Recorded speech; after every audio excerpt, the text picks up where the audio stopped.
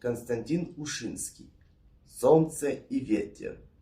Однажды солнце и сердитый ветер северный затеяли спор о том, кто из них сильнее.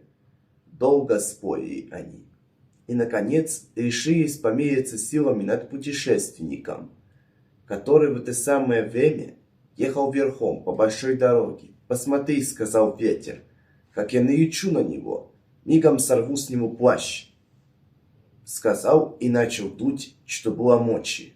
Но чем более старался ветер, тем крепче запутывался путешественник в свой плащ.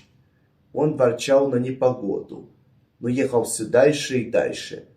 Ветер сердился, свирепел, осыпал бедного путника дождем и снегом. Проклиная ветер, путешественник надел свой плащ в рукава и подвязался поясом.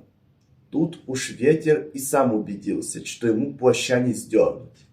Солнце, видя бессилие своего соперника, улыбнулось, выглянуло из-за облаков, обогрело, сушило землю, а вместе с тем и бедного полузамерзшего путешественника.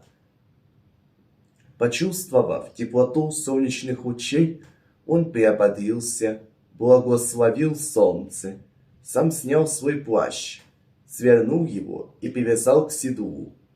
«Видишь ли, — сказала тогда кроткое солнце сердитому ветру, — лаской и добротой можно сделать гораздо более, чем гневом».